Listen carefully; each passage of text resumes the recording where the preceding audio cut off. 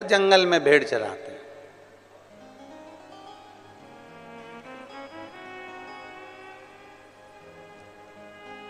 ऊंट वाले ऊंट लेकर आए हैं, भेड़ वाले भेड़ लेकर आए हैं और वो जंगल में चला रहे हैं।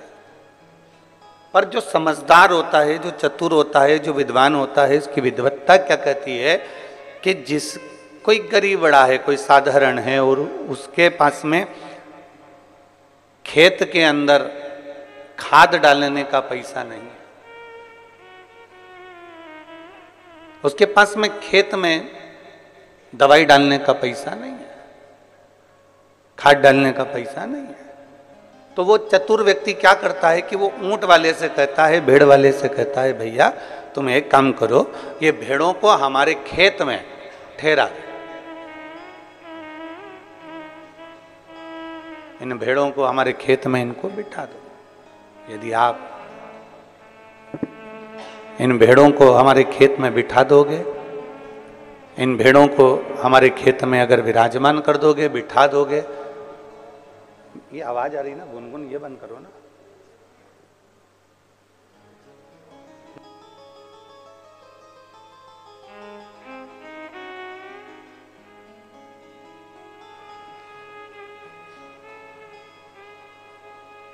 इन भेड़ों को आप हमारे खेत में बिठा दीजिए,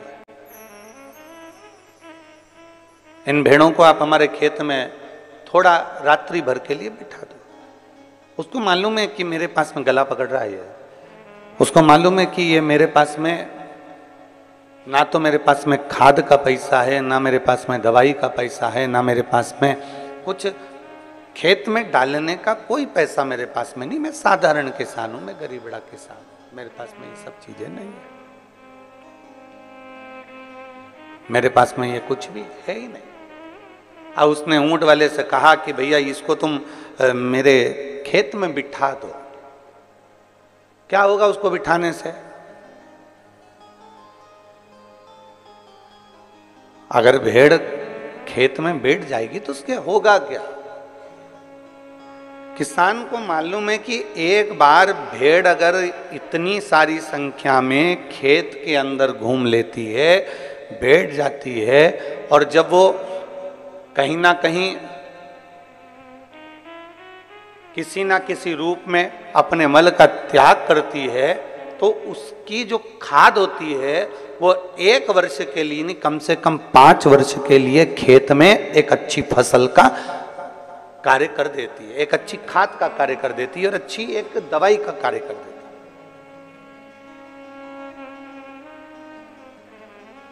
किसान को मालूम है कि मेरे पास में इतना धन नहीं है, किसान को मालूम है कि मेरे पास में इतना पैसा नहीं है, उसने एक ही काम करा कि इन भेड़ों को मेरे खेत में बिठा दो। वो बैठ जाएगी ना तो बस उतने में मेरा काम हो जाएगा और मेरा 5 साल तक अच्छा चल जाएगा, केवल बैठने से। और यही शिव महापुराण की कथा कह रही है कि आपको मालूम है कि हमारे पास में धन नहीं, दौलत नहीं, संपदा नहीं, वैभव नहीं, सत्ता नहीं, हमारे पास में कुछ भी नहीं है। मान लो हमारे पास कुछ है ही नहीं। शिव महापुराण की कथा में वेद व्यास जी कहते हैं तो एक काम करो, जैसे किसान भेड़ को अपने खेत में बिठा लेता है तो 5 साल तक उसे खाद डालने की जरूरत नहीं पड़ती, 5 साल तक उसे दवाई देने की जरूरत नहीं पड़ती, खेत में फसल अच्छी होती है। उसी तरह जो एक बार शिव महापुराण की कथा में जाकर बैठ जाता है, उसके 5 साल तक उसको सोचना नहीं पड़ता, उसके जीवन का एक आनंद अपने आप उसकी अग्रणता में आता चले जाए।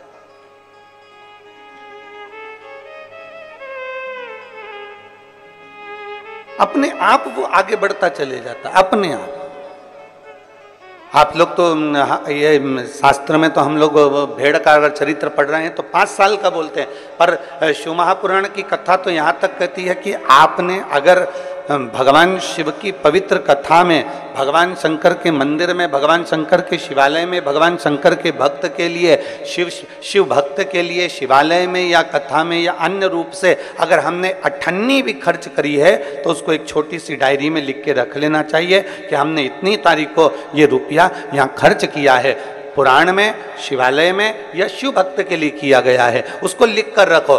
3 महीने बाद जब हमको आपके आसपास में कथा हो तो जरूर बताना कि मैंने इतना दिया था, मेरे बाबा ने उसको बढ़ाकर चौगुना कर कर दिया कि नहीं। एक शिव भक्त, एक भगवान शंकर की अविरल भक्ति, भगवान शिव की उपासना, भगवान शंकर की अविरल भक्ति को, भगवान शंकर की अविरल भक्ति को हम धारण करें। और तेरी कृपा बिना एक भी अणु लेते हैं श्वास, तेरी कृपा से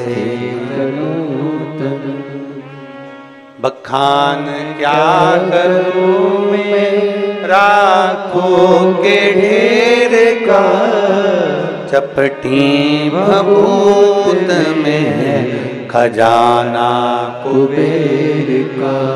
हे गंगाधार मुक्ति द्वार ओंकार तू, बोले ओंकार तू, आयो शरण तिहार शंभु तार तार तू। हमने अगर 1 रुपया भी खर्च करा है, हमने 1 रुपया भी शिवालय में, देवालय में शिव भक्त के लिए कहीं ना कहीं लगा दिया गया है, उसको लिख के रखो कि हमने 1 रुपया दिया है।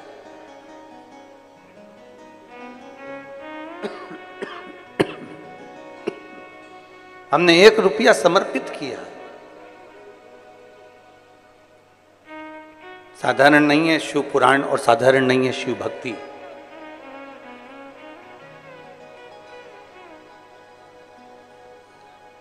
लाखों, हम लाखों कह रहे हैं, जितने आस्था चैनल पर कथा सुन रहे होंगे, जितने फेसबुक यूट्यूब पर कथा सुन रहे होंगे, जितने ऑनलाइन कथा सुन रहे होंगे, और जितने इस पवित्र छत्तीसगढ़ की धरा में, इस हॉल में बैठकर भगवान शिव की पवित्र कथा का रसपान ग्रहण कर रहे हैं, उनकी चित्तवृत्ति में ये बात होगी।